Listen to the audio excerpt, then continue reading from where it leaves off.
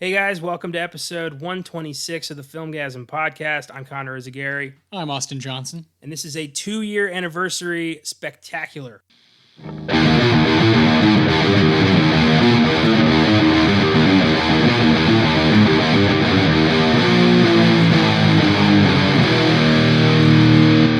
Can't believe it. Crazy stuff, man. 2 years gone by fast. Last year we did The Shining. It was kind of a 1-year anniversary, and we got something even more fun in store today.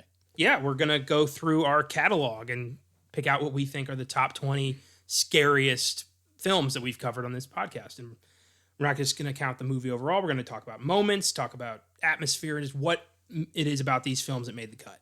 So top 20. Yeah, and list making is an art. It's a craft. It's very difficult to do. This is not a list that reflects our favorite 20 movies, because that would look way different. Yeah. And it would be redundant because there'd be a lot of, quote unquote classics on there. And this list, like Connor said, is more about moments that stick out to you, shouting out movies that don't get enough love, and properly making a list of 20 movies that represent kind of what our podcast has become. And I haven't been on Filmgazm in a long time, so I'm hella excited. Yeah, it's been a while. For those of you who just follow this podcast, we also have 2 other podcasts, Oscar Sunday and The Sneak Preview, which Austin is co-host of both of those shows. And I am now co-hosting Filmgazm with Josh Allred and Julie Cervantes every other week. Awesome team. We're going to talk a lot about how far we've come towards the end of the show. But for now, let's break into this list. Let's do it. Let's see what we got at number 20.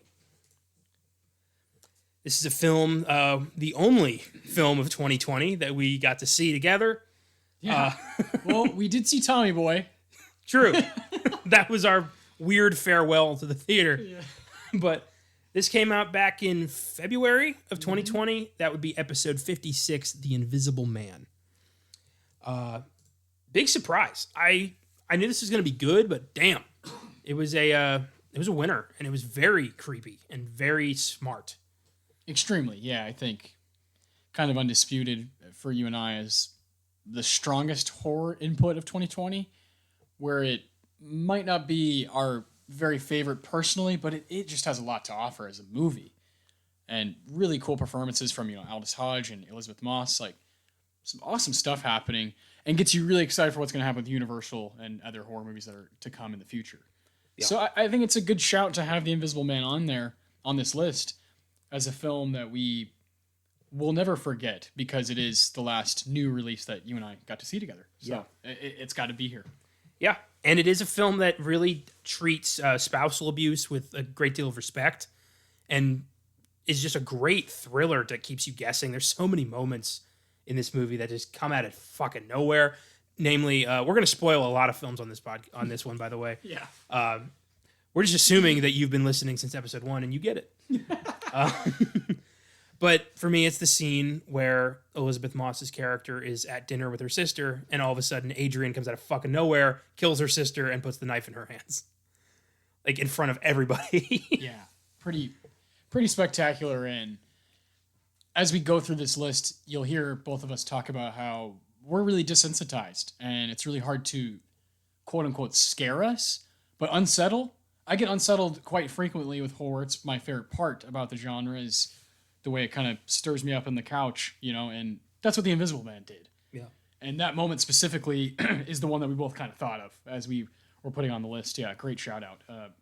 I love I love movies that are able to mess with your kind of your main character in a way where our perspective is like, oh my God, like we know exactly what's going on, and we're with her. We're with her the whole way, but she looks crazy to these other people. And yeah. I just love when horror does that. And I love a good, like, revenge movie, and Invisible Man kind of turns into that, which is really cool. And you were talking about being unsettled. Like, that's the ultimate feeling I feel for horror, way more than being scared. Yeah. And there's hundreds, maybe thousands of films that I still want to do on this podcast because they unsettled me. Yeah.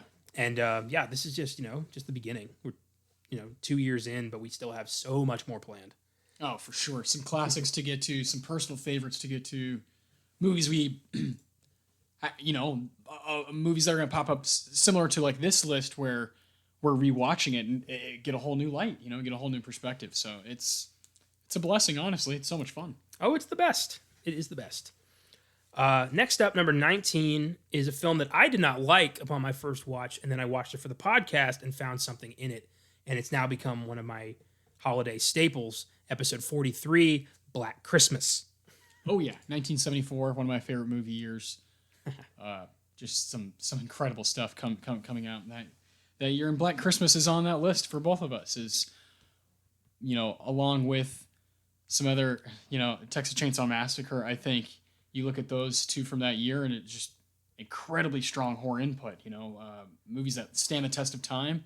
And I've only seen it once, and it just rattled me. It just rattled me to the core. And I'm so glad that you were able to give it a rewatch and have a reason to kind of talk about that on that episode. I fondly remember that because we plan on doing this, for as long as we can. This doing Filmgazm, Oscar Sunday, and Sneak Preview, and Giggle Guys. We plan on doing this for a long time. And so movies like Black Christmas are ones that I want to do every Christmas now. Like you said, it's become a staple. I want it to become a staple in Filmgazm, but there's so many damn movies to do every year around Christmas. This is one of the best, though. Yeah, it's incredibly creepy. And it's a film that has no retribution in the end. It's just kind of left open, and that you don't see that a lot in film, and it really freaks you out because you go in hoping, this is going to be resolved. Good guy's going to win, bad guy's going to get theirs because this is Hollywood. But Black Christmas, Billy vanishes. Yeah, and you don't know what the fuck happened to him, and you don't know why he did this. You don't know who he is. He's just some psycho broke into a sorority house and killed everybody. Yeah, and yeah, the phone calls, the eye through the doorway. There's so many creepy moments in Black Christmas. Yeah, talk about atmosphere. I think the 70s horror, there's so many movies you can point to that have that atmosphere that you're kind of looking for. Yeah. And I think Black Christmas is one that just stands out. Yeah, it's fantastic. I can't believe that Bob Clark made a Black Christmas and a Christmas Story. Yeah. That's awesome. Yeah. Incredible. When a filmmaker can do both, do both versions of a sort of Christmas story. Yeah, unbelievable. And we've been, for the past 2 years kind of planning out Halloween-themed movies for October, Christmas-themed movies for December, and we're running out pretty quickly, which is kind of crazy because we kind of, went a little, we blew our wad there twice. So here's hoping, Christmas 2021, we've got some stuff to throw on there. I think we do. I mean, there's 2 remakes of this. There you go. And for Oscar Sunday, we're good because we, Home Alone has an Oscar nomination. Scrooged has an Oscar nomination. Yeah. We did Die Hard. We'll continue to do stuff like that. Yeah. Yeah. And then Sneak Preview is going to be weird because Christmas movies tend to come out in September these days. Yeah. So you'll get it when you get it. Yeah. Next up, number 18, another film I didn't like upon my first watch or my second watch, and my third watch, it scared the living shit out of me. Episode 54, The Blair Witch Project. One of the most famous horror films in history because it really messed with people's heads. It made people think that this was real. It was the first time they'd ever seen anything like this, if you don't count the last broadcast, which it totally ripped off. But there's just something so real and unnatural about The Blair Witch Project. It feels like a snuff film. And it still holds up, in my opinion. Yeah, this is one that I, as a movie, just don't care for as much as you. But I think there is a stretch of it that caused a wave of found footage horror to come about, to for people to be inspired, and for that I'm pretty grateful for it. I think found footage can go really horribly or can go really well, and I think Blair Witch is one of the ones that actually balances it, where, like you said, sometimes it looks like a snuff film. And other times you're like, whoa, this is some of the best atmospheric horror I've ever encountered. Yeah. And that's really what it's all about, is if you're into that atmospheric, element, and this is nothing new. Blair Witch, like you said, is one of the most popular horror movies. But it really is hinged upon that. And if you like that, I think it deserves reevaluation. It deserves a rewatch for those reasons. Well, and you got to take into account that in 1999, this was freaky. I mean, this was unheard of. People they put actual missing posters across Burkittsville just to help with this was the first viral marketed like movie, Yeah. and it's still the most profitable film in history. I mean, like it was like $10,000 to film. It grossed like $300 million. Yeah. I mean, come on. And yeah, there's just some moments in this that are just mind-boggling. I mean, you don't know if this really is a supernatural villain, if this is a serial killer, if this is these two guys trying to kill the girl. Yeah. You don't know shit. And at the end of it, you still don't know shit. You're just left with this uneasy feeling. Yes. Which is just great. Yeah, that's the point of this list is what kind of pushed you to a different place mentally than when you started the movie. Yeah. Exactly. Moving on, a film that I've adored since I first saw it. Number 17, episode 79, 28 Days Later. One of the smartest zombie films ever made, and just a frighteningly realistic horror movie, especially now that we've gone through a pandemic of our own. Yeah. 28 Days Later is a film that's been revisited big time in the past year. And thankfully, COVID didn't turn us all into zombies yet. But 28 Days Later, I think, will always hold up. Just something about that film, it feels too real. It's totally unique. It's the best zombie movie. I mean, I don't think there is one that can. I don't think there is one that can surpass it. In you mentioned how it feels all too real.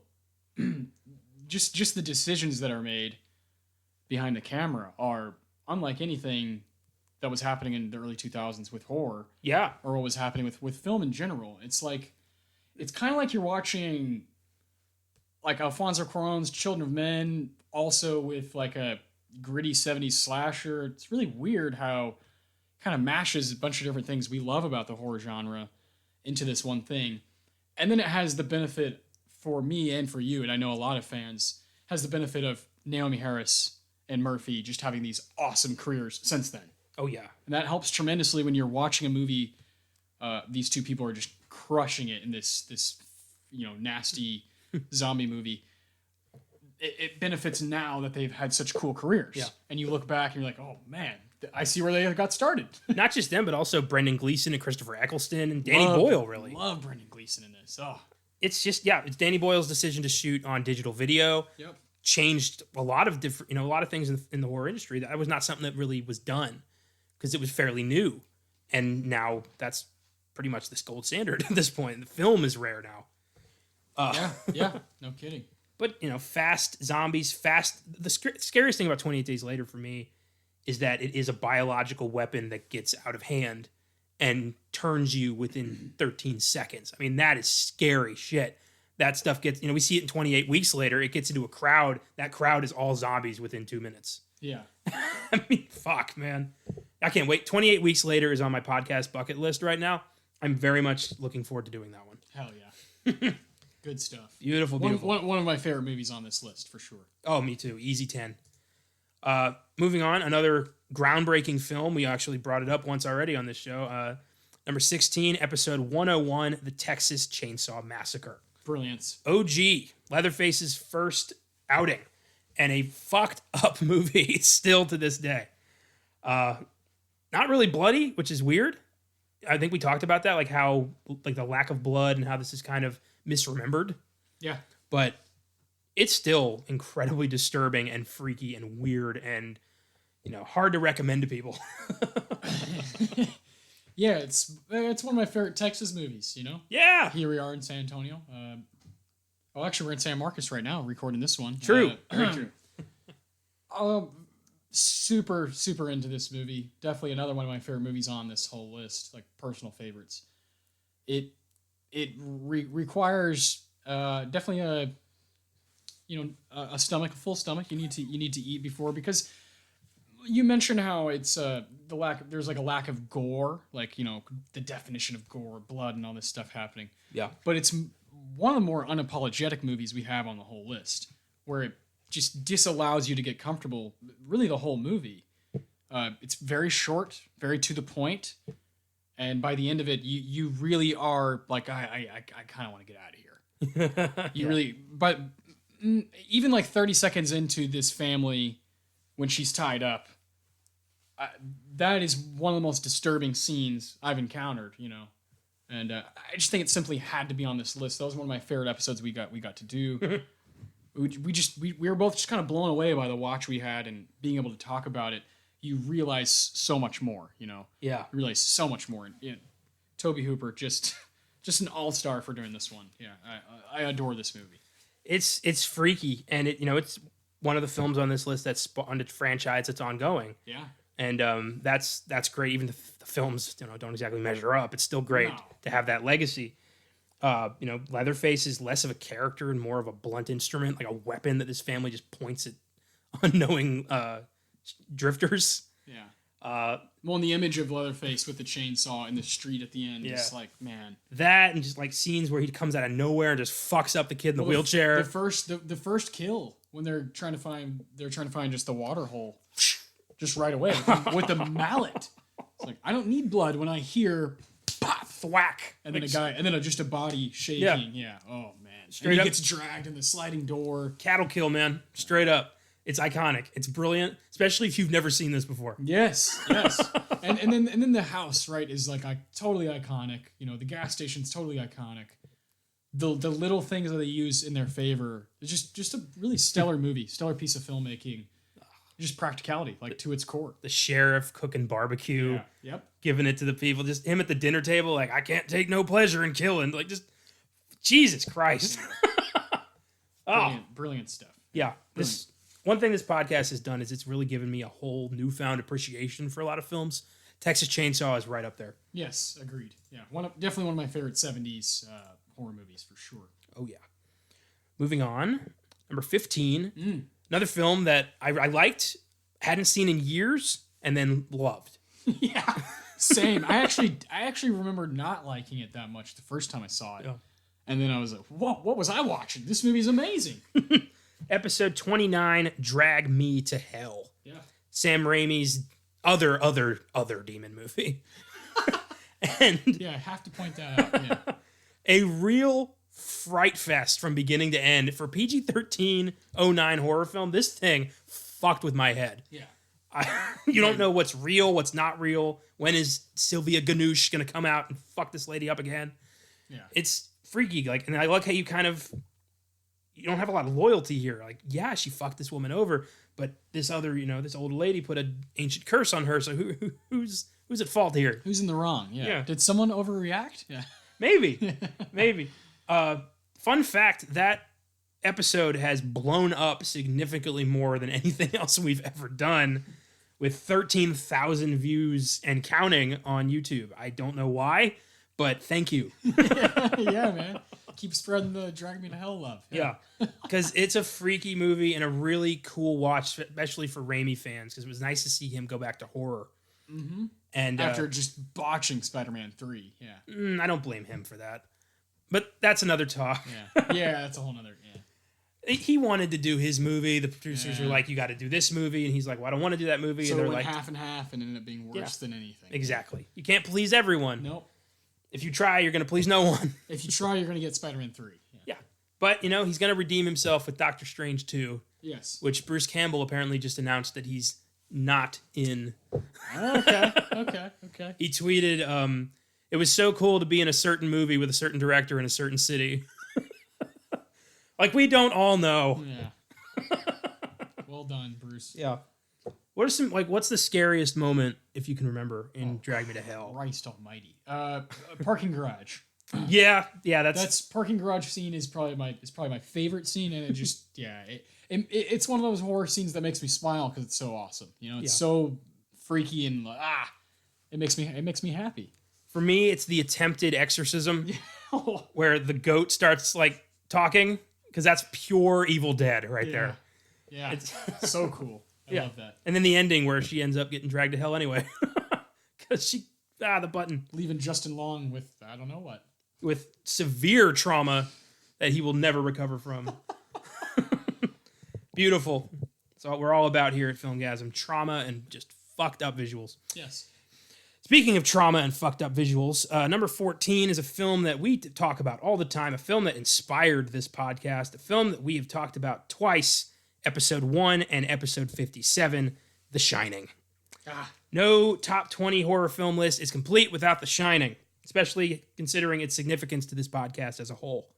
Yeah, has to be there. We would have felt wrong leaving it off.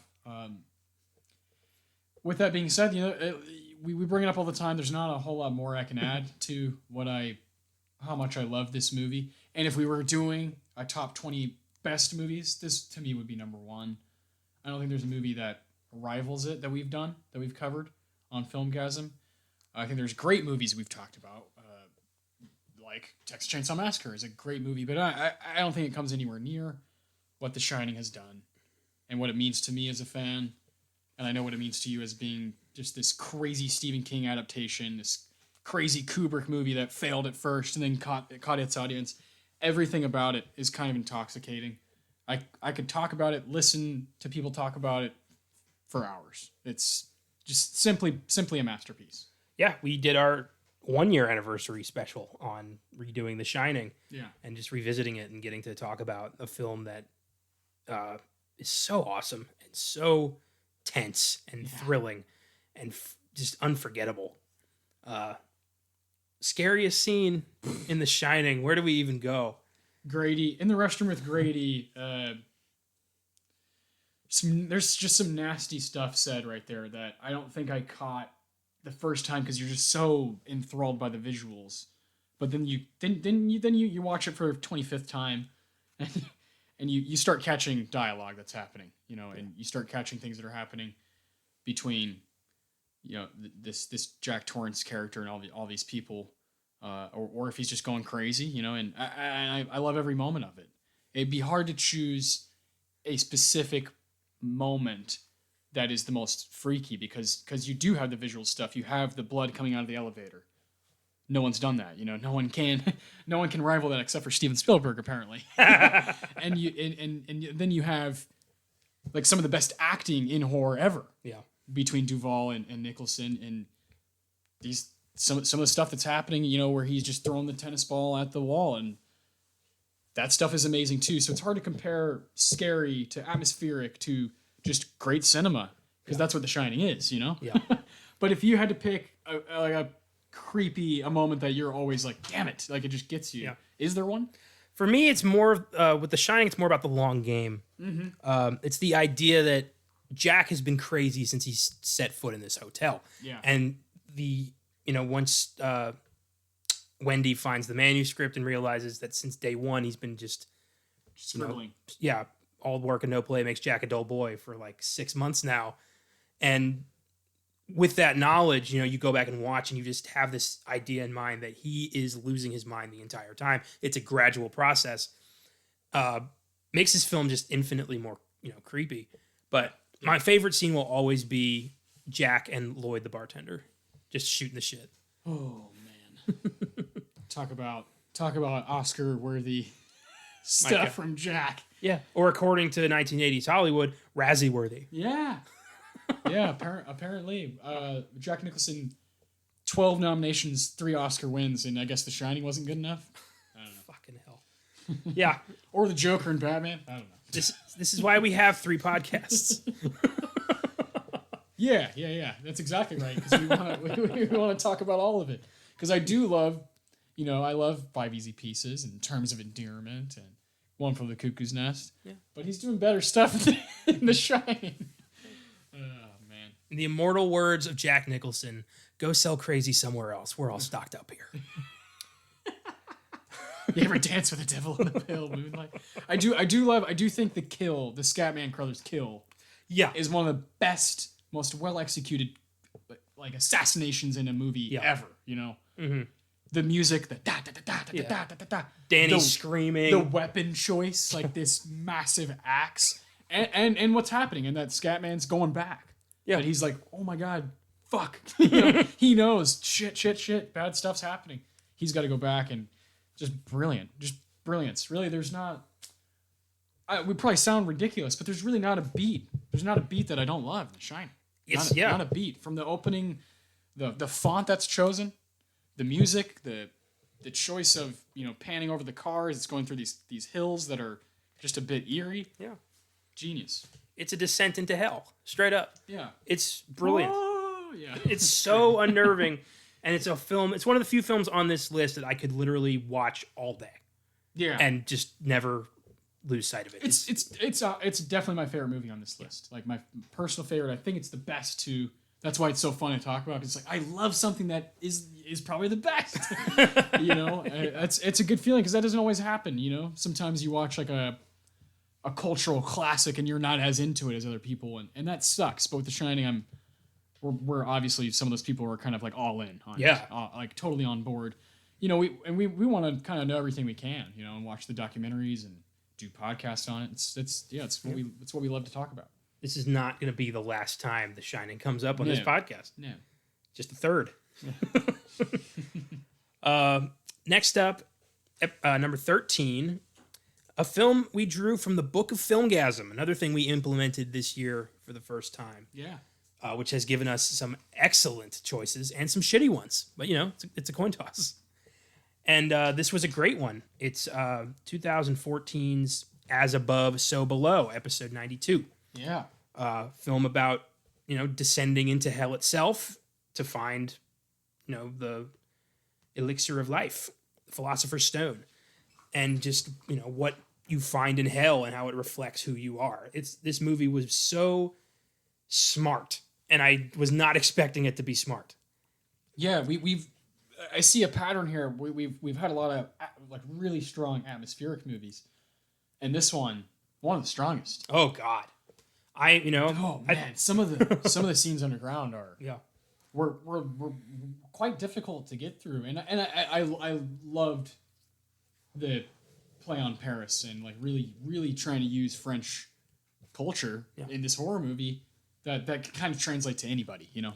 Well, I've always been, a little freaked out by the Paris catacombs. The idea that there's just endless tunnel of graves under the city that people get lost in every day. And to make a horror film about that, brilliant. Of course. To actually film there, holy shit. And it's mind-boggling how freaked out that movie got me. Because I think deep down, I think we're all a little claustrophobic. We all have a little issue with tight spaces. Especially when it's going to cause you maybe death. Yeah. Yeah. And this movie... the spaces keep getting tighter the deeper they go, and you just you start seeing things in the peripheral and their knowledge of Dante's Inferno and like how they figure out where they're going and how they can't get back, and the random supernatural shit that just happens. I thought this movie was lights out. I was really surprised. Same. Yeah, it's definitely one I remember fondly. We did this one and we did The Guest close to each other, both 2014 movies. Yeah. And both of them were rewatches for me that both, like, I needed. Like, I needed a reason to go back to it, a reason to figure out what I do and don't like about it, and build an appreciation. That's what happened with As Above, So Below, because the first time I watched it, it just kind of went over me, Yeah. And that shit happens, and that's the power. That's the power of rewatching, the power of buying things on DVD, checking things out on streaming services. That's the power of it. And it's, I think it's really... It shows how these podcasts have really kind of shaped and molded a new way we watch movies. Yes. We, when we have something planned for the show, we go in with a completely different mindset than something we want to watch on our own time. We are paying attention to more things. We're keeping it, we're taking notes. So like, this would be cool to bring up on the show. Yeah. Or that was a really cool camera trick. I'll talk about that. Yeah. Things like on that. Oscar Sunday, we have awards that we give out. And so you're forced to find things that you truly love within the film, even if you don't love the movie. Yeah. And vice versa, in all, scenarios. And it certainly has helped you and I just kind of build a comprehension for movies and for the language that it provides. We're not fluent in it yet, but we're trying to learn. We're trying to learn everything. And I don't think anybody's fluent. No, you can't. You can't be. You can't be 100% fluent in movie. Yeah. You're constantly learning. To me, the closest we ever got was Roger Ebert. I trusted his view, but Roger most of the time. Yeah, he had a way of first off seeing an extraordinary amount of movies. Really, clearly based his time around watching movies, and then had a way of churning out reviews like that are 1,500 words long sometimes. And really in depth and point out really cool things about it. He's puts his own kind of like personal love for it, and also he spills some facts about what's going on in the movie. This is why the cinematographer is so good, because he's from this place. And that is the coolest thing, to have an appreciation and honesty and also a fandom. Yeah. That's definitely what we're trying to build. Yeah. Yeah. And on the other side of it, when he hated a movie, he let the movie have it. He hated it. Yeah. It was beautiful. It's gorgeous, because it's not just, this is dumb, fuck this. It's like, paragraphs explaining what's wrong with it to him. Yeah. And I love that. Even if I love a movie, I love when someone deconstructs it in a smart way. Yeah. I don't know if I brought this up on the show before, but this episode is all about looking back, so fuck it. If you want some very interesting, hilarious reading, look up Roger Ebert's review of Caligula. Yeah. You will not be disappointed. Yeah. and then look up something like his review for The Tree of Life, and you'll get both scopes of like, oh man, this guy can really take something down, and you can also build something up to be even more special than it is. Absolutely. Moving on. Number 12. This was a no-brainer for our first year. And another film that we both adore, an instant horror classic that still holds up. And that'll be episode 34, Halloween. Another easy 10, a film that we've sung the praises of for a while. And it's just a blast. And it's still so creepy. Extremely. It's, for whatever reason, 40 plus years later, it still sets the bar for slasher. Still does. I don't think anything really rivals it, unless Halloween 2018 counts. Yeah, maybe the best horror 70s movie too, as far as quality, pop culture relevance, and what it influenced, what it's inspired. People still watch the shit out of this movie. Yeah. Because it still looks pretty amazing. And then you have you have the benefit of Michael Myers being just pretty much a perfect horror villain, pretty much. Yeah, you've got, this is the film that started John Carpenter's career. I mean, as much as we love Assault on Precinct 13, this is the film that made him a star. Yeah. And for good reason. It's fantastic. I look at it like, for Paul Thomas Anderson, like, he had Hard 8, but Boogie Nights is really what there you go. People were like, all right. Yeah. And then you go back and you gain an appreciation for Hard 8. Yeah. And in this case, you gain an appreciation for Assault on Precinct 13, which I think is just an extraordinary film, but you don't have that appreciation if he doesn't make Halloween right after. Yeah, and then from there, you go to The Fog, Escape from New York, The Thing, and he just never. Yeah. Well, he did eventually stop, but Big Trouble in Little China, just it's awesome career. Yeah, and there's a lot of Carpenter I still want to pursue on this show. I'd love to do Christine at some point. Mm-hmm. Yeah, fantastic filmmaker. Scariest scene in Halloween. Woo. That's a toughie. The scene where, of course, it's iconic. It's kind of everyone's, but the scene where Laurie supposedly killed him with the hanger in the closet, and you just see him out of focus in the back, just slowly rise like Nosferatu, and then the music kicks in, and it's just, it's a perfect scene. It's a perfect scare. Yeah, it truly is. It's hard to not, how do you not talk about it when you're talking about Halloween? That's such a great question. I think now what I've found to be one of my very favorite things about Halloween is Jamie Lee Curtis's performance. Yes, the paranoia she captures of something a trope that has been done over and over and over and over. But when it's done well, you can't ignore it. And she is a character who's like knows something's going on. She knows something's up. She knows this guy's after her. She knows this guy's after a bunch of people because she doesn't know doesn't know the whole motive. And these other people around her are acting like idiots, and they're foolish. They don't know what's going on. They're clueless. And when it's done correctly, there's nothing like it. There's nothing like when in, Scream, when one of the characters is like, no, something shitty is going on, and the other character's like, nah. That's one of the best things. But when it's done in Halloween, it's so serious and so committed. It takes the movie past horror into this whole different kind of atmosphere. And that's why Halloween, I think, is still where it is today. And I think that's why you and I will kind of always talk about it and reference it. Because it is. It's kind of the quintessential slasher. Yeah. It still stands today because of that commitment to what it was doing at the time it was doing it, and not trying to be funny about it. Trying to actually scare you. I love when a movie really tries to go there. I would say when you see him behind the sheets outside, and then you don't. Yeah, I mean that's really really good stuff that people can do, but some people don't do it correctly. And this movie kind of nails all those things. Oh hell yeah!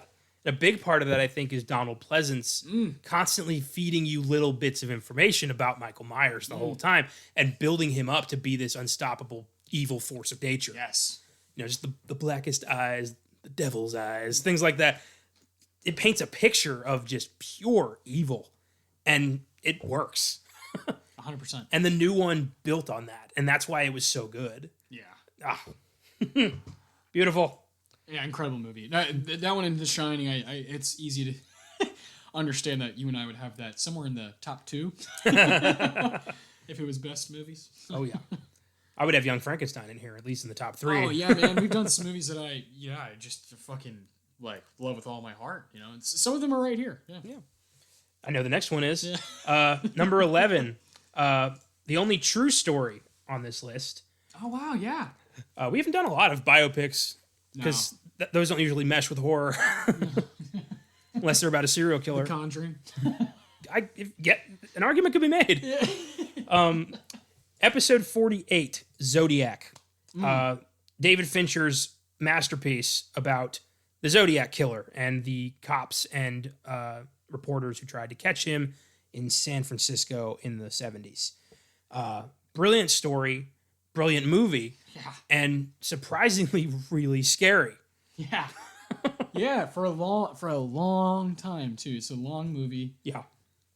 You mentioned Fincher just kind of showing off a little bit, I think, at this point, where it's like, oh, I can jump into any genre and compete with anybody at any given moment. Yeah, pretty much. At this point, he can't, and he did it with Seven. He's like, I can fuck with horror, and then he did it again with Zodiac, and you're like, oh man, this guy really, the game too is pretty freaky. But Zodiac above all, I mean, it's my personal favorite Fincher movie because of those reasons, that it's a Fincher movie. It's really strong, but it's also really really scary. Every kill knocks me out of my seat still. Yeah. Right from the beginning when we're seeing, we're hearing Hurdy-Gurdy Man, where we see like, oh, you scared the hell out of us there, and just bam, bam. Oof. Like right away, the kill at the lake, anything with John Carroll Lynch is super unnerving. Where he's wearing the Zodiac watch, and Mark Ruffalo's like, let me see that, That gives me chills right now thinking about. There's not a lot of movies on this list that has that power. Where just the image of this guy, without doing anything, he's just in his work clothes, like spooks you out big time.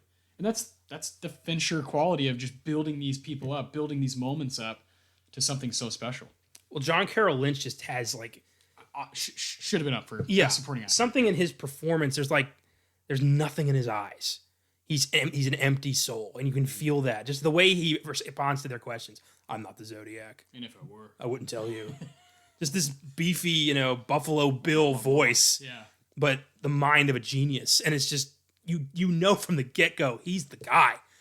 And what freaked me out the most is that this happened. All of these are accurately portrayed. The murders, these all happened that way. Fincher was very attentive to that. The scene at the lake with the couple who just get tied up and gunned down. Jesus Christ, man. and then there's towards the end of the film, it just continues. It just does not let up. You have Jake Gyllenhaal's character, Robert Graysmith, still on the hunt. Yeah. And he goes to that guy's house. Oh. And he's like, no one has basements in California. I do. That's amazing. That's the art of atmosphere. That's the art of storytelling, the art of messing with your mind, and not even have to show you anything. He doesn't even have to show you anything about this guy killing somebody, but he's super creepy. And why does he have a basement? And it's that simple. Sometimes horror movies or thrillers or whatever you want to call it, genre films, just know exactly what they're doing. And I think Zodiac, through and through, knows exactly what it's doing the whole time. It really does. And you get swept up in Graysmith's obsession. Yeah. You need to know just as much as he does, if this was true, if this was the guy. Yeah. And that end scene where he goes and talks to Lee in the store and just looks him in the eye. It's free. And then immediately after that, the survivor picks him out of a lineup. Yeah. Holy shit. And they never got to question Lee because he died of a heart attack before they could. So as far as we know, the Zodiac Killer got away with it. Crazy. It's fucking crazy. And the elements of it being true really freaked me out when I watched it this time. Something about it got under my skin in a way it never had before. And I was like, I had trouble going to sleep. It was weird. Oh yeah. And yeah, Donovan's hurdy-gurdy, man. I'll never hear that the same way again. Brilliant movie. There's a few needle drops that are just like, who the fuck? How?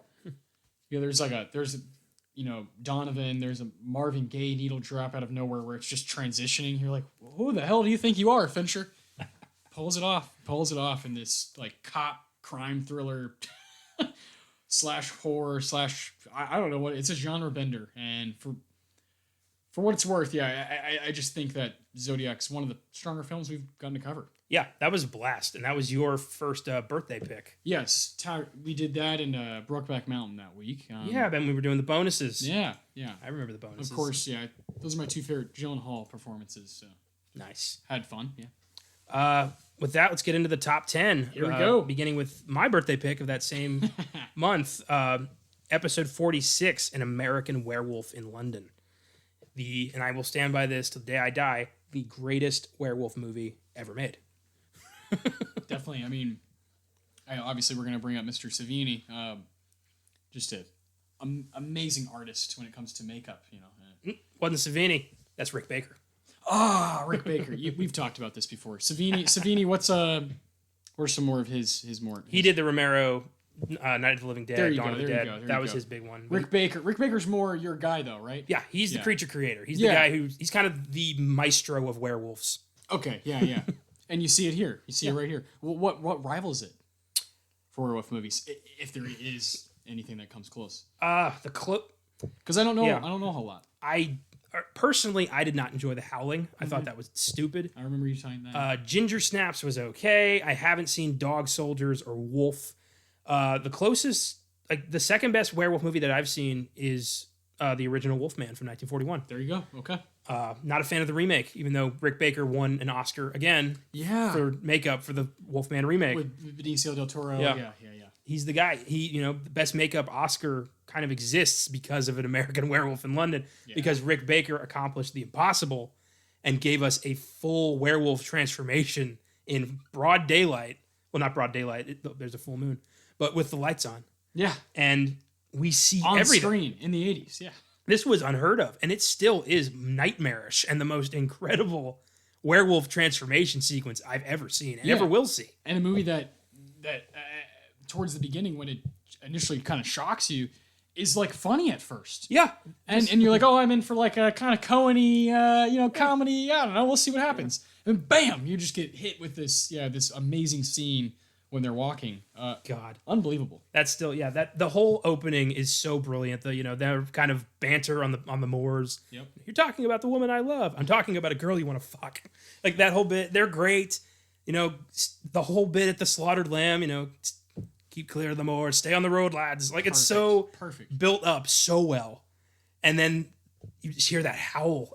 I've never heard another howl like that. No. In a way, it's monstrous. Yeah. And Jack's attack out of nowhere is still so fucking terrifying. Oh, man. You feel that, his scream, you feel the flesh tearing. It's just, it's so real. Fuck, man, that movie. That one is a rival with The Shining for my all-time favorite horror film. It really is. I love that so much. Back-to-back years too. Yeah. I love that movie to death, and it freaks me out every time I watch it. And whenever I introduce it to somebody, I always forget about the 20-minute porno theater scene. Yeah. And I kind of just have to sit there uncomfortably while that happens. You're like, oh yeah. But yeah, this is a masterpiece. It's an incredible movie, still holds up, and I'll sing its praises forever. Yeah. I had the treat of watching it for the first time because of this podcast, and it was one that had kind of been rattling in my head anyway. Like, I need to see this. Yeah. And boy, it just did not disappoint. A movie that now I stand by as like, look what horror can do. Yes. Look what horror can do. There's so many, like, the fact that every song on the soundtrack has the word moon in it. Little stuff like that, you know, it's great. And for this to come from the guy who just did Animal House and the Blues Brothers. Beautiful. John Landis had a dark streak that we didn't know about. And I've got my own problems with Landis and his judgment. Yeah. But American Werewolf is untouchable as far as I'm concerned. Badass movie. Yeah, perfect werewolf movie. And I hope one day to find one that Is close. I'll never find one that's on par, but I'm sure I'll find something that, you know, is very good. I'm still looking. Always open. Number 9. Probably the most disturbing film on our list. A film we went in blind, paired with Audition, and we thought this was going to be the lighter one. And holy fuck, were we wrong. Episode 60, Ichi the Killer. A really fucked up Japanese crime action movie, I guess, that has the most disturbing visuals I've ever seen in a film and have not left my mind. This was like almost a year since we've done this, and I've been thinking about this movie almost every day. Oh, boy. Yeah, it really could be quite a bit higher on this list. I think Takashi Miike's Ichi the Killer is like just made for weirdos like us who have been desensitized a little bit, and you have to kind of go the extra mile to like make us really feel weird. True. And it's mainly, you know, Ichi, the character of Ichi, and then Kikihara, these two guys that are just kind of going toe to toe the whole movie until they finally actually meet face to face. But it's what's leading up to that, them individually, two of the most, you know, just kind of evil forces I've seen on screen. You mentioned how it comes up in your head every day, like the scene when Ichi uses his heel blade to slice that guy in half, stuff like that. In half, long ways, by the way. So that, and then Takashi's like, I'm going to show you the brain and all that stuff. So you actually see half the body just kind of, it doesn't look very good, but it is creepy as hell. Yeah. And this movie does that kind of over and over and over. Right from the beginning, Kikihara's got a guy in fish hooks hanging from the wall, you know, and is pouring stuff on his back. And yeah, it's just like, it's very brutal. And I understand if someone would be like, this is stupid, I don't want to watch anything like this. I get it. Yeah. I get it. But it's definitely like refreshing to watch a movie that is like giving all of its effort into making you feel fucked up and uncomfortable. I can appreciate that. Yeah, and of course we'd have to go to Japan to find that. Takashi, yeah, man. Takashi Miike is a disturbed individual, but very creative. Extremely. For me, there's a scene where Kakihara is like talking to a maitre d', and he says something that he doesn't like. So he pins him down to the floor and just starts peeling his face off. Just starts grabbing it and pulling by the skin of his cheek. And then this woman crouches down and starts pulling the other cheek. And they're like laughing as they're ripping this guy's face off. And he can't scream because these are very powerful gangsters and they'll fuck him up even more. It's so messed up. Oh, God. The scene where Kakihara cuts off his own tongue and like cuts off half of it and is like, it'll grow back. Yeah. Like, what?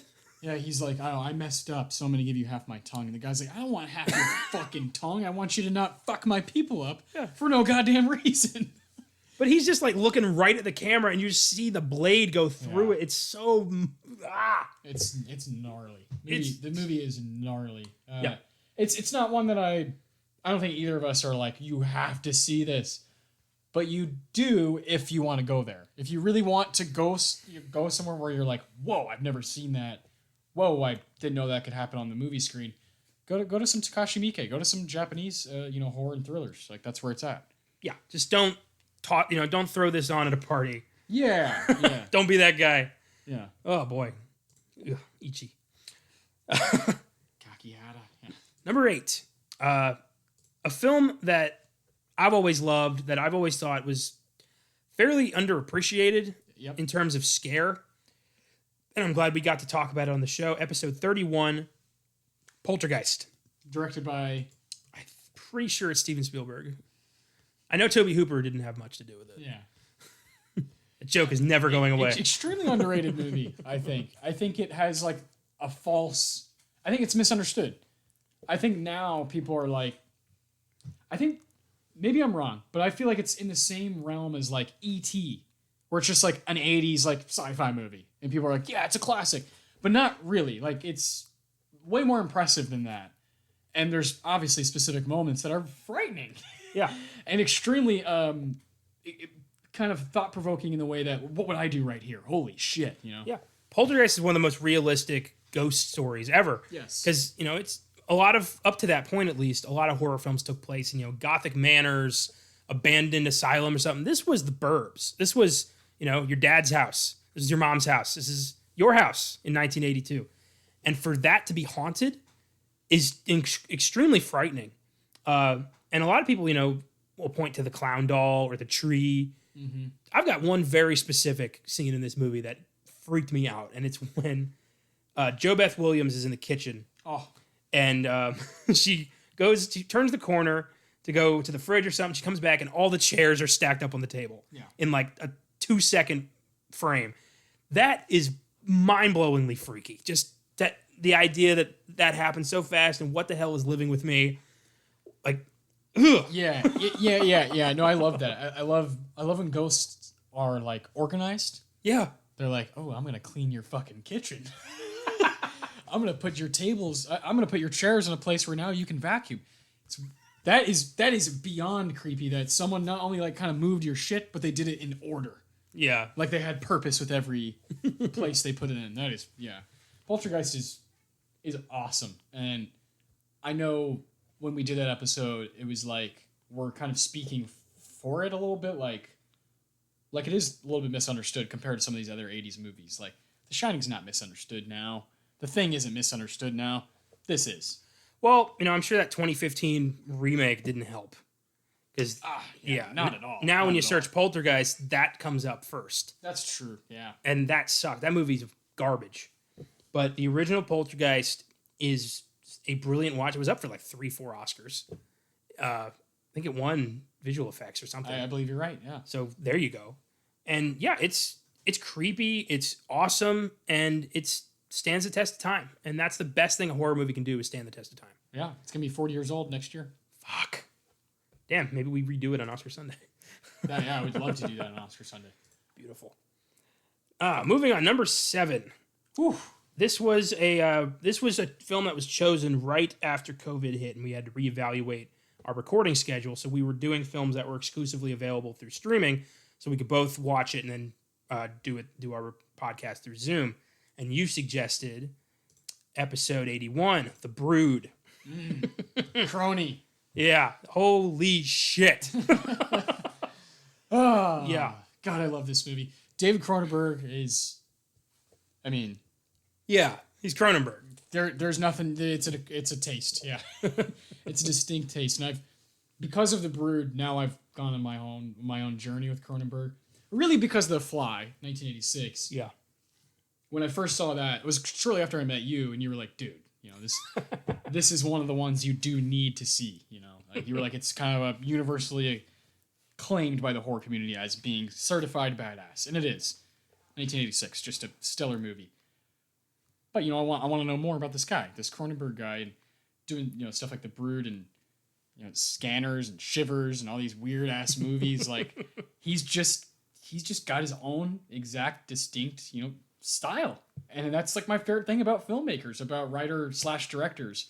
I love when they can do that. And The Brood is like a direct, you know, answer to one of the most popular movies from 1979, Kramer vs. Kramer. I love that so much. And it's so cool to watch this movie by Cronenberg, who's like, I think I can make it a little darker. And Kramer vs. Kramer is this like super sad drama about this couple, you know, divorcing and what are they going to do with their kid. Cronenberg is like, turns it up like way, you know, out of this world and just makes this extremely stylish 70s horror movie that creeped me out like crazy. The children would be, to me, the most frightening because the noises they make, you know, when they're going to that school and they go in the classroom and just start like killing kids. Like it's like, oh, I don't want to send my own child to school. You know, it's Yeah. just like, fuck. Like, that is... It's all amplified by the score. The score is the scariest thing about The Brood. Cronenberg knows how to pair Yeah. really cool composers with his stuff. Even in the later stuff, like History of Violence, you know, even those scores are pretty cool. Was that Goldsmith? I think it The is. Brood, was that I think Jerry it Goldsmith? is. Let's look that up. The Brood. It's a good enough score that we should know. Yeah. Yes. The Brood is Howard Shore. Oh, okay, there you go. There we go. Lord of the Rings. Makes sense. Makes sense. I knew I loved it for a reason. Yeah, The Brood. When you told me, when we did the Kramer versus Kramer Oscar Sunday, and you told me that The Brood was Cronenberg's divorce movie, Yeah. I couldn't fucking believe it, and that's amazing because this movie is so warped in the way it portrays relationships, and He was going through a divorce, Cronenberg. God, And you know what year Brandon was born? 1980. oh my God, oh Brandon is David's son, who directed Possessor this past year. yeah, Pretty cool movie. And now Brandon's, he's about 40 now, but was born right after The Brood came out. Brandon Cronenberg is a rage spawn. Oh my God. Isn't that frightening? For me, the scene is towards the end when you think the whole time Oliver Reed is the bad guy here, that he's the one manipulating Yeah. Samantha Eggar, but really Samantha Eggar is manipulating this whole thing to have her way. Yes. And when she, the fetus comes out of her like egg sac and she just starts cleaning it. Like, what do you do? I mean, how do you respond to that as a viewer besides just like, your mouth open in complete like disgust and shock? I just don't think I'm going to be able to do anything for a couple days. And the whole idea that like you can get so twisted in the way that you feel that your emotions can actually manifest into living, breathing monsters that enact your will. That's brilliant, but really fucked up. Extremely scary. And that's Cronenberg. Like, only he could make a movie like this. I really after watching, I've seen almost all of his work now. This might be the one that I would be like, hey, if you really want to go there, I think this is the one you should watch. I think it marries, his best aspects as a horror director. Yeah, And then it marries that with his most strange aspects. it's true. Because I think Shivers has some like problems like plot wise and whatnot, but I think The Brood is like, just a kick-ass story. Like just incredible stuff. Had to be made at some point. For sure. I still think The Fly is his masterpiece. It's probably the better movie, Yeah. but God, The Brood is so fucking scary. The Brood is scary. The Fly is disturbing.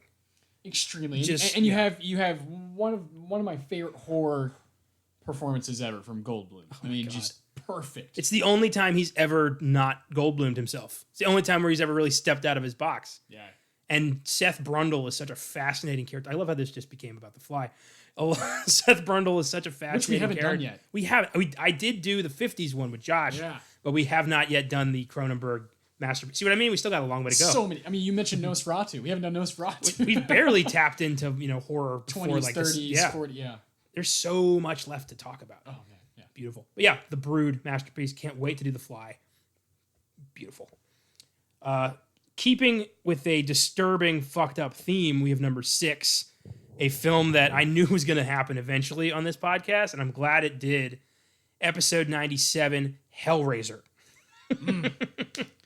You don't get much more just mind-blowingly fucked up than Clive Barker. That guy has problems. The dude brought S&M, bondage to horror, and here we are. God, I love Hellraiser. Hellraiser separates the men from the boys. That's a mark of a champion. Fucking Pinhead, dude. I love this one. Another one of my favorite episodes we did because it brings out the smile in horror fans. Yes. The weirdo, wacko, It's Joker smile. It's so ridiculously over the top freaky. You can't help but laugh. Like, what the fuck is this? Oh my God. The 80s rule. Yeah. It makes you feel all kinds of ways about like movies. I was one of the first, if I'm not mistaken, one of the first few reviews I did for Filmgazm. Yeah. I think I gave it an 8. And I remember talking to you about how I was kind of like, a little disheveled by what I had just watched because it was my first time. You could say that, yeah.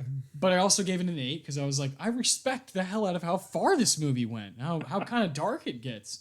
And then when I rewatched it, I kind of fell in love.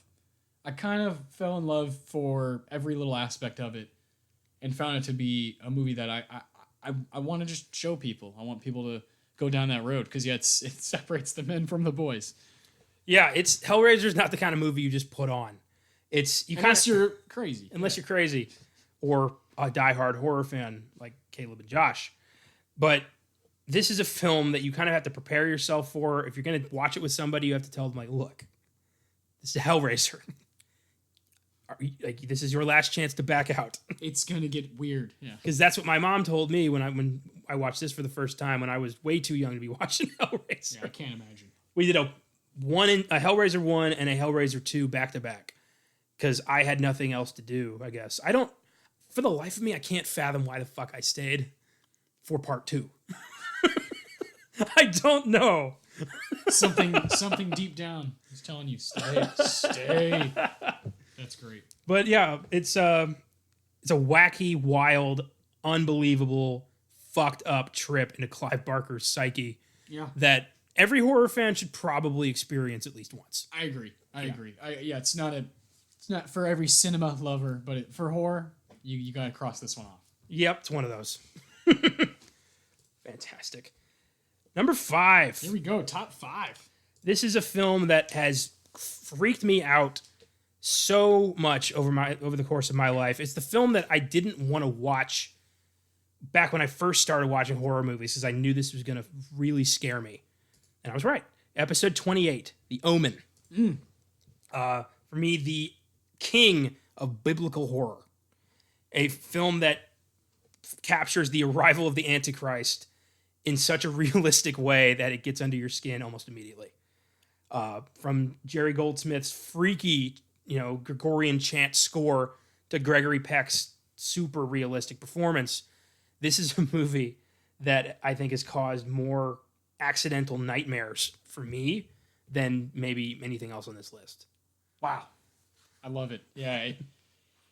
Pointing out the biblical aspect is, of course, kind of its advantage, against other horror movies, is that it has this nature that people believe in this.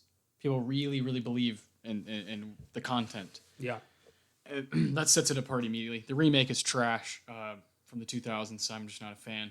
Yeah. But this is another one. We've had a few 70s ones here, and I think this is another one that kind of stands right there.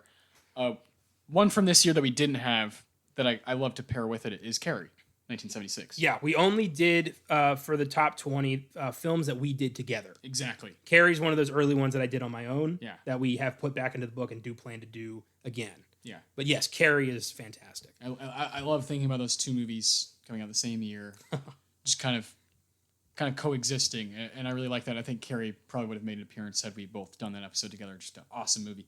But with The Omen, personally, there's an image that a moment from the movie that has stuck with me pretty hardcore since we did this episode is the glass sliding through the neck. That's something I think about a little more often than I'd like to admit.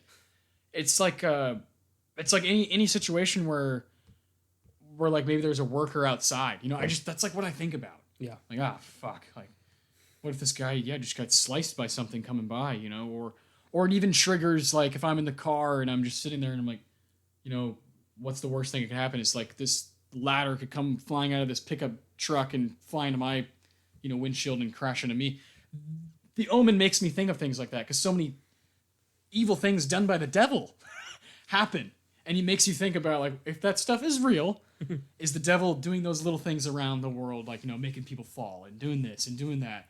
It's a weird thought to have, I'm not saying I, in any stretch of the imagination, believe in all that stuff, but I think it's interesting to think about, and The Omen fucks with it. Well, The Omen shows you the Antichrist and how it would come about. Yeah. It's the realism that freaks me out so much. The zoo? Yeah, the zoo, the hellhounds following him around, the crazy, like, loyal fanatics who just needle their way into the Thorns' lives, the nanny, like, throwing mom out the window. That's the scariest scene for me, is the chant rises up. I'm getting goosebumps just talking about this. Yeah, I know. The chant rises up. The lady is just, staring at mom, and then she just flies out the fucking window. Yeah.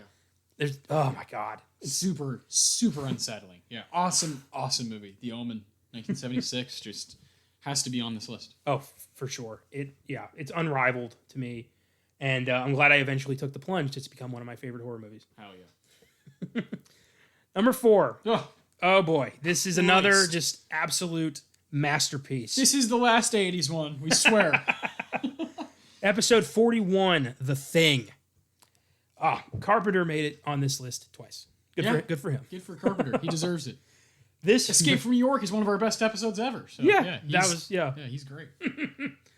The Thing is, I remember when I found out you hadn't seen this, and my immediate reaction was like, you need to leave right now and go watch The Thing. I did.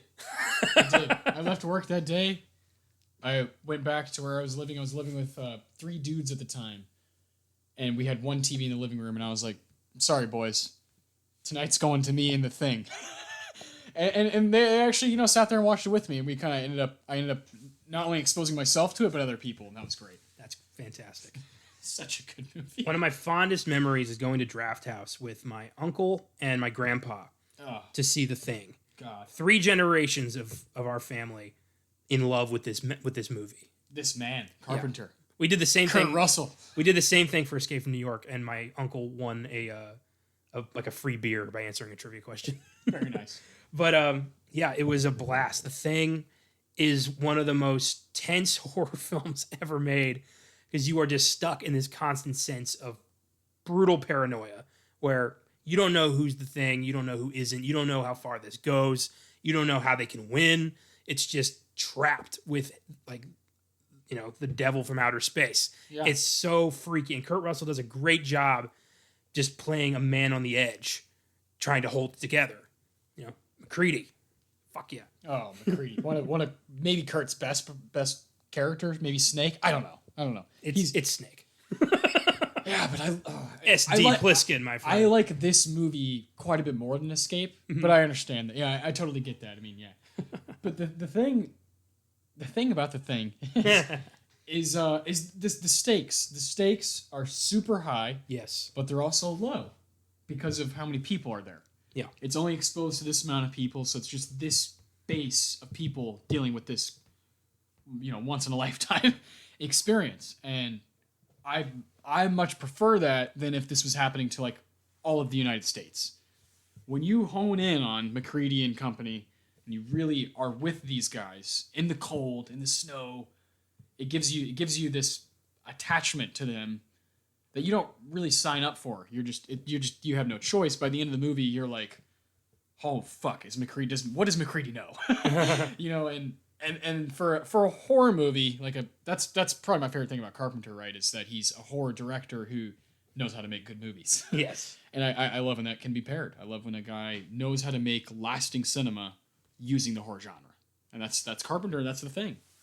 Well, I think ultimately you have to thank Rob Bottin for the unbelievable visual effects of this movie. That's what makes this movie. Good shout. I mean, yeah, come on. The monster still looks great. All with plastic bags and grape jelly. Gum and yeah. And you create the most nightmarish creatures in movie history. Mm-hmm. And everything is different. Every attack by The Thing is completely different. From the dogs opening up to the guy, getting chest compressions and his chest opening up to be a big ass mouth, to the head with spider legs. What the fuck is this? This is amazing. Oh, yeah. The Thing is a visual feast. Yeah. And the first time I ever watched this was through my mom's fingers. Because again, why was I watching this so young? I don't know. I was 20. Let's see, right when I met you, 2017, early 2018. See, I was 23, 24. Way different. Yeah. But I think, again, with Hellraiser, the biggest question is, why didn't I just leave? Something. We weren't at the movies. We were in my parents' bedroom watching this nightmarish horror movie. Something pulled you in. Something. I think on some subconscious level, I knew this is my future. I love this. I'm going to be obsessed with this movie in 10 years. Yep, that's where it all started. That's why I stayed. Beautiful. Yeah, The Thing. Carpenter's scariest movie. Scariest scene, probably, I think everyone goes to the blood test. It's hard to argue with the blood test. pretty awesome. Oh man, I actually think one of the most unsettling scenes is the beginning. Is when these foreign guys just are coming into their base and they're like, "What the fuck are these guys doing?" Shooting at the dog. Crazy. Can you imagine seeing that? You're like, why are they shooting this fucking dog? You know. Apparently, like if you speak that dialect, the movie's spoiled for you immediately because what they're saying is that's not human. Don't let it get away. It's not human, or something like that. I think that's genius. Yeah. That all these guys just don't know how to understand what they're saying. Otherwise, they could have saved the day. Yeah.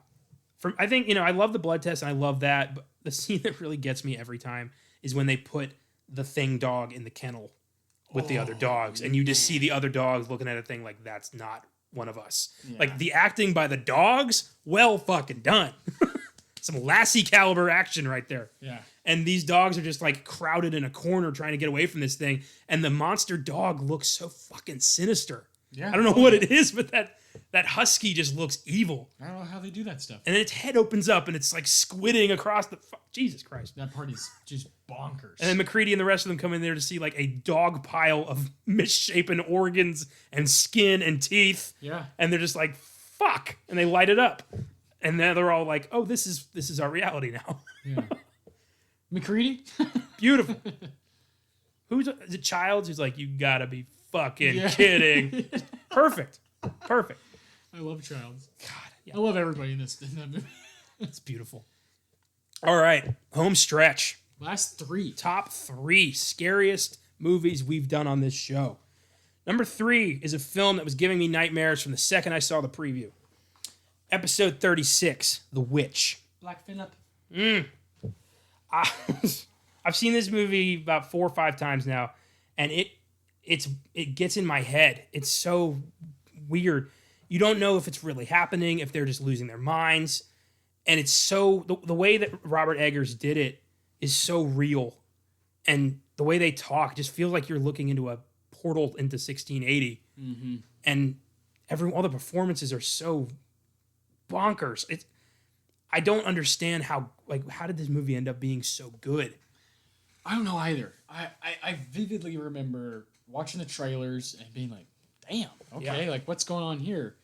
This is 2015, A24, they're really starting to kind of gain some steam. And I just remember when it came out and I got multiple like texts from friends saying like, this is the real deal. Like, this is the first horror movie in a while that will actually like scare you. It'll actually make you think. And I was like, okay, well, I need to check this out. And I finally got around to it early 2016. And it was when I was living in St. Louis. And I was by myself during the middle of the day at my apartment. Oh, jeez. And I just turned the lights off and I watched it. And then I watched it again. And I remember that being one of the moments where I was like, this genre, motherfuck, and then I was like, who is this? Who is Eggers? Who is Eggers? And I started reading about him and I was like, this is what he's made? And of course this is the guy who goes on to make The Lighthouse, which I like even more. And I find it to be one of the strongest 1-2s I've ever seen in the horror game, in the horror genre. Yeah. But The Witch, The Lighthouse is its own experience, but The Witch is like a textbook, ghost, horror, whatever you want to really call it. Biblical stuff going on. This family that's like rivaling their relationship with God and their faith in the church and all this kind of crazy stuff, all inside of like an 1.5-hour movie that just pierces right through you and has moments of pure, paranoia where Anya Taylor-Joy, when she's playing with the baby and the baby disappears. Oh my God. That's a classic scene. Or, when I can't remember the boy's name, the son, when he's... Samuel? I think Sam is right. I think that's right. He's just screaming, they're trying to get demons out of him. There's exorcists happening. There's kind of like all these different things that happen in different horror movies in one. Yeah. But it's still like precise and short and a good movie in its own right. Just really blown away by it. And it just has to excite you as a horror fan for what Eggers is going to do with the rest of his career. Yeah. If this is what this is what I want to do first, I'm all in. Well, he's got like a Viking epic scheduled for next year called The Northman. Yeah. With Defoe's coming back and like a couple other of his mainstays. I'm on board immediately. But yeah, The Witch, I saw that with Caleb. We got it at Draft House in February of 2016. the same weekend we got Deadpool. And we saw The Witch, and I was working there at the time, so I got free tickets. And we saw The Witch, and we were both left that kind of like emotionally drained and just like, what is life? My God, that was a nightmare. So we went and saw Deadpool to kind of even ourselves out. There you go. Yeah. But yeah, The Witch, there's so many different ways you can look at this film. They could all just be suffering hallucinations from their rotted corn. Or this could really be happening. Black Phillip is the devil, and he's here to terrorize this family that betrayed their faith. Yeah. It's so mind-blowing. And the ending with Thomason in the, with the book and the goat off screen, just, talking like this. Yeah, it's so fucking creepy. and seeing the witches like rise up. Just awesome stuff. Yeah. Evil. Pure evil inside of a movie. Mm-hmm. Yeah. There's so many. One of the smartest things you can do as a horror director is depict your interpretation of evil. Yes. And Eggers pulled it off. Twice. My God. Yeah. Twice. Yeah. Beautiful. Number 2, and this may surprise some people. This was a film I had seen one time and was looking forward to doing it on the show. And when we did it, it just blew my mind and stands as one of the greatest horror sequels of all time. Episode 103, The Exorcist 3. George C. Scott and Brad Dourif, baby. Oh my God. And yes, I do think that this is way scarier than The Exorcist. That's why this is here and The Exorcist is not. Sorry. Yeah, I have a deep connection to that one, but it's for way different reasons than it being scary. Yeah. It's like the scene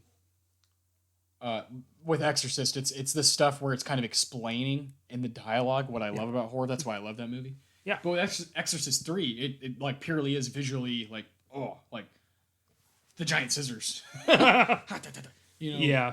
And then when you have a guy with the amount of gravitas that George C. Scott has at his age during in the 90s, it kind of changes everything for me as a fan. I become kind of enthralled by the decision that someone like him would make to be in a movie like this. I love that. Have like a lot of respect for George C. Scott. Have a lot of respect for Brad Dourif. To see two guys like that in this sequel that I just didn't have high hopes for. Yeah. Really cool. Really cool. It paid off tremendously. And obviously kind of stuck with both of us. Yeah. Especially, after we did the train wreck that was Exorcist 2. Last Heretic, right? Yeah. Just the Heretic. The Heretic. That one is a joke. But we wanted a palate cleanser for The Exorcist. We wanted some redemption. Yeah, because we like that 73 one. That middle one. And this movie is it's such a brilliant sequel. It builds on, a different piece of the first Exorcist. What happened to Father Karras? And was that real? Mm-hmm. And this film kind of teases you. You don't know if the exorcism was real, if it was all in their heads until really the very end. And it plays with, like themes of faith, themes of redemption, themes of, nightmarish just shit. And yeah, it's just a hodgepodge of kind of hellish shit. And it is, the highlights, like you said, are seeing George C. Scott and Brad Dourif like go at each other. It's amazing because they're both just goddamn titans. Yeah, just incredible and so different performers. Yeah. But then on the other side of it, you got Nicole Williamson as Father Morning, who's like planning this exorcism, and like that whole scene is bonkers when he gets like glued to the ceiling. Jesus. Like just oh my God, the lady like walking on the ceiling, the out of nowhere with the big scissors. Oh. There's some frightening like pulse pounding moments of this film. Yeah, and I think it rose more and more on this list just because we were so shocked by it. We're shocked, we were pleasantly surprised, and we will never forget this movie. Yeah, it's definitely one I want to throw in again, at some point, and again one that kind of just rose with sentiment because the show brought it to light for us and gave us a really kick-ass horror movie, and that's obviously what we're trying to do. Absolutely. And that takes us to number 1. The scariest movie that we think we've ever done on this show so far. And let's recap. What are some things that we tend to be attached to in horror movies? We've got paranoia. We've got, demonic possibilities. We've got the ghost story aspect. We've got family drama. We've got, monstrous visuals, originality, atmosphere.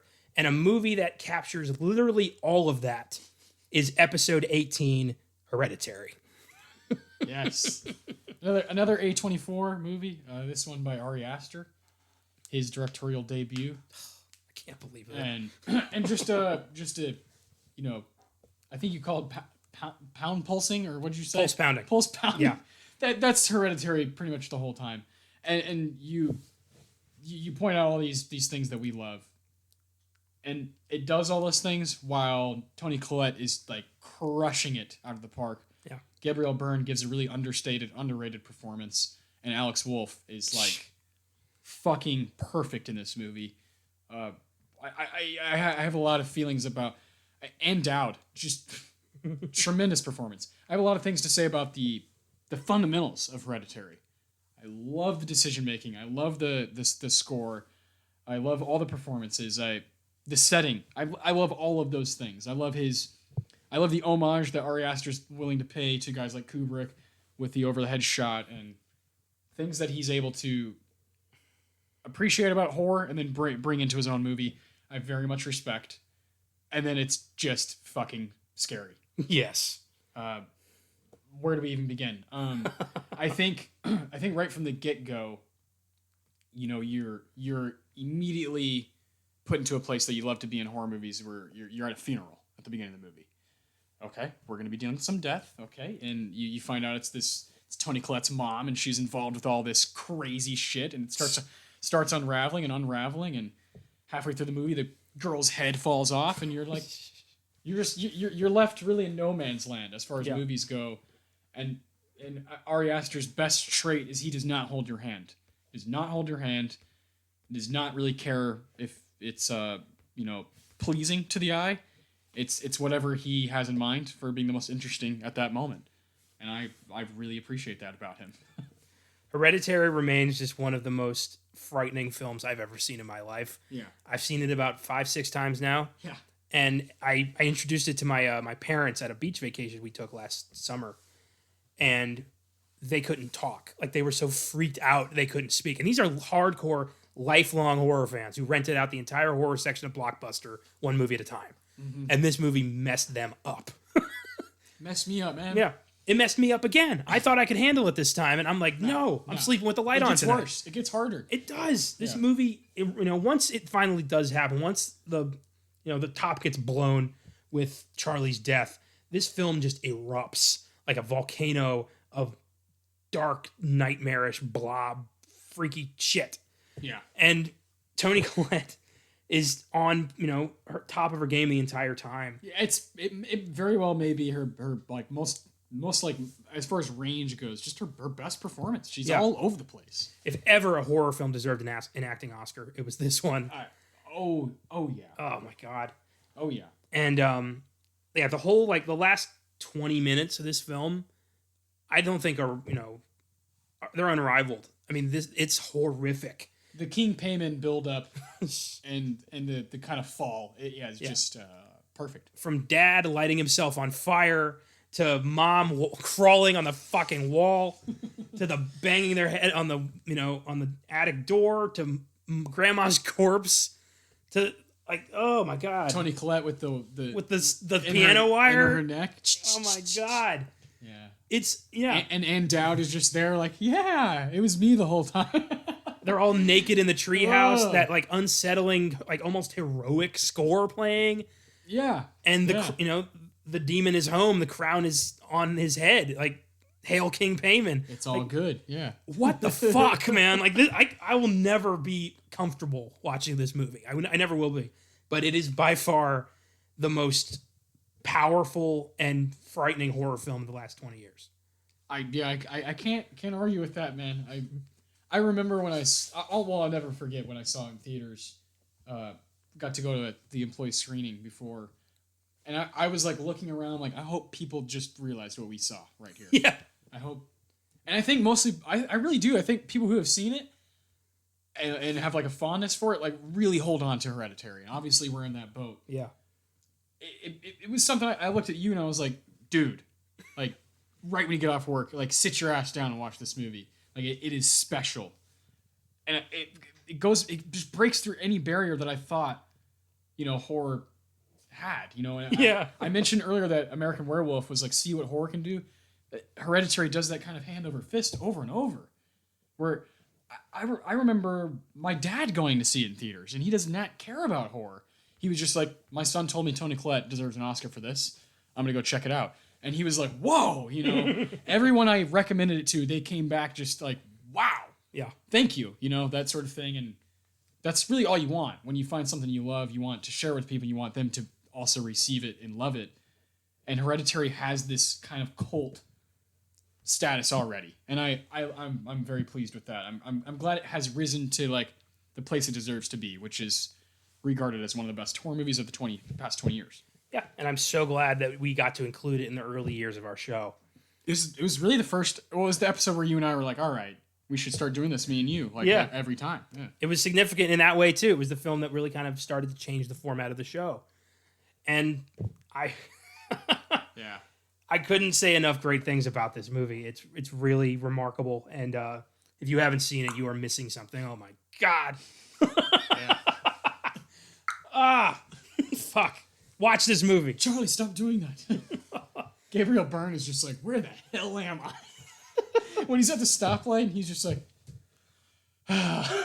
Gabriel Byrne does like one movie every 5-6 years and then disappears. And I love him. I really do. Everything I've seen him in, I'm like, man, good.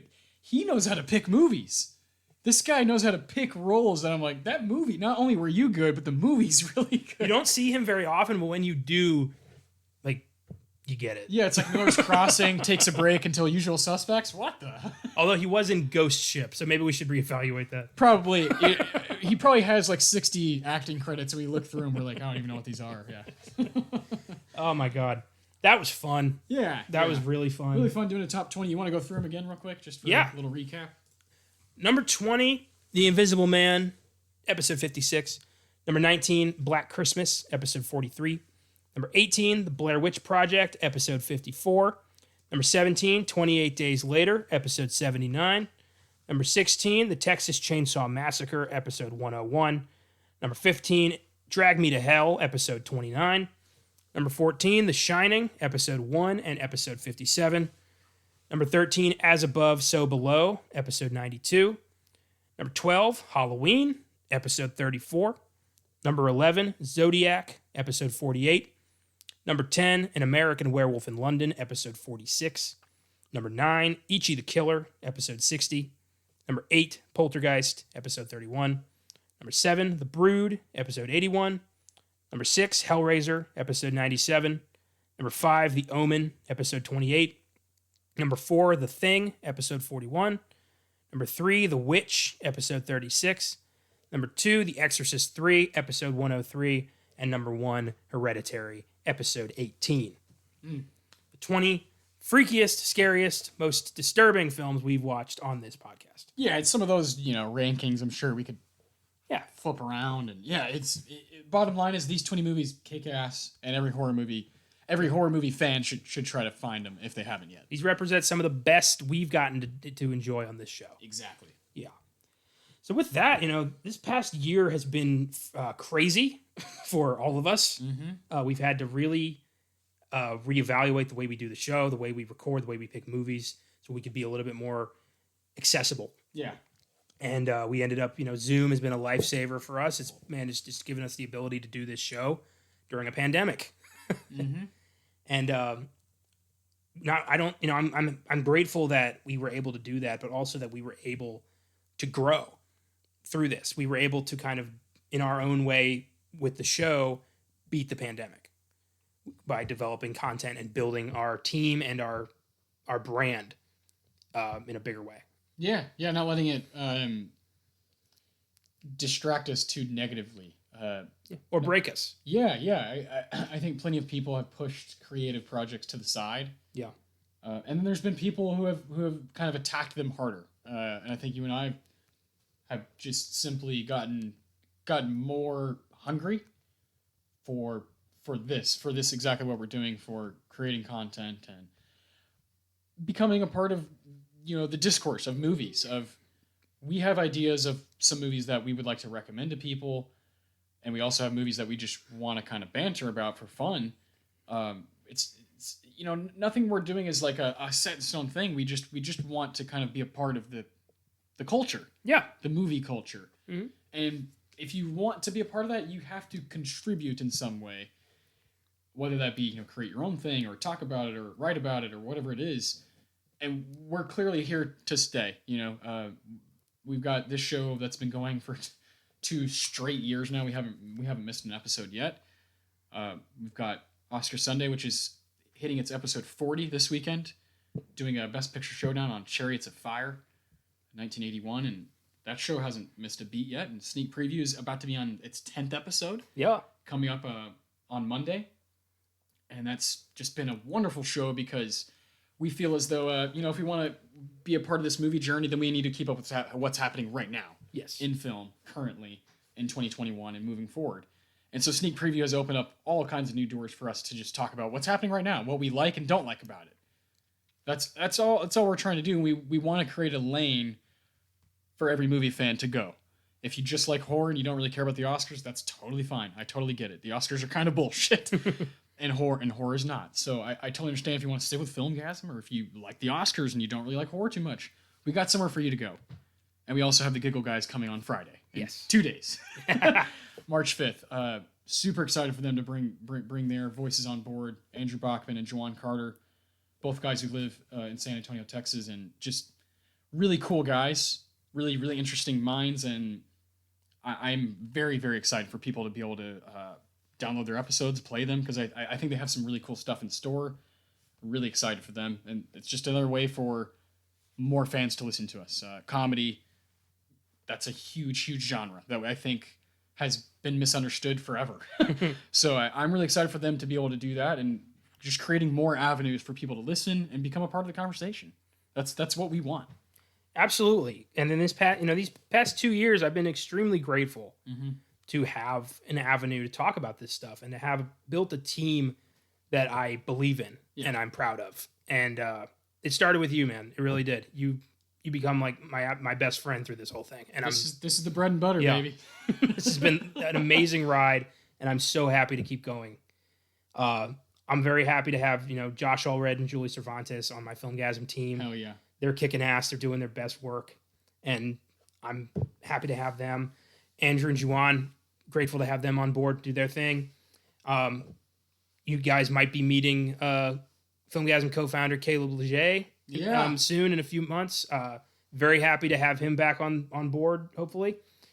And these are my guys. This is who I can count on to deliver a great show every week for 2 years now. Yeah. This is fantastic. I've loved every second of this, and I can't wait for the next year. Yeah, me too. That's the main thing. Is like I just think it's going to get better. Well, it will get better. We're just going to get stronger at doing this, and everyone's going to find their voice more and more as we practice. We're all fairly young, and we're pretty hungry. We want to do this, to talk about this every day. This is Connor and I are texting constantly about what we want to do for the show and what we're just watching in general. There's been times where you and I are just, chatting about stuff that's unrelated to the podcast at all. And that's what we want to continue doing no matter what, is creating the conversation off the podcast. That's what we do in our own lives. So why not bring it here? And it's been so much fun, man. I think 2021 and 2022 and so on and so forth we're only going to keep adapting and keep growing. That's all it is. We're never going to be scared of changing and getting better. That's it. These shows are not, again, they're not like set in stone. They're willing to breathe, willing to change and adapt and take on new things and take on new people. Absolutely. And, if anybody here has been, listening consistently, thank you from the bottom of our hearts, really. Oh my God, yeah. We're grateful every day that people want to hear what we have to say. The 13,000 views on Drag Me to Hell is like, of course that makes me really happy and really proud. We want that. We want people to hear us. We want people to give feedback. We want all those things, It'd be silly to act like we want this to always be what it was at the start. Yeah. That'd be silly. That'd be lazy. That's not who we are. Yeah. No, if that was the case, I would be doing this by myself. Yeah. Yeah. There was no way you were going to go longer than like a year without me being like, can I do something with the Oscars? Yeah, we've all got somewhere to be, somewhere, something to say here, and I'm happy about that. I'm happy we've been able to make a inclusive, creatively free environment for all of our guys. Exactly. Very happy about that. Oh yeah. It's a great place to work, basically. Like, it's a good group of people to be chatting with, texting, talking about movies, and just creating content together. Yeah, absolutely fantastic. Thank you guys so much for sticking with us this long. We hope you stick with us a little longer. Oh yeah, man. Don't miss Giggle Guys on Friday. Yeah. 2 days away. Don't miss Oscar Sunday, episode 40 on Chariots of Fire, and then back next week on Filmgazm with Julie. Josh, actually, that's right. Josh next right. week. We're doing a pull from the book. Yes. 1981's Hell Night. It's great because we're doing Chariots on Oscar Sunday. There we go. Yeah. A Linda Blair starring haunted house movie that neither of us have seen yet. So I like that. Uncharted territory, keeping it fresh. That's going to be fun. Yeah, hell yeah. Fantastic. We'll see you next Wednesday. Keep watching movies.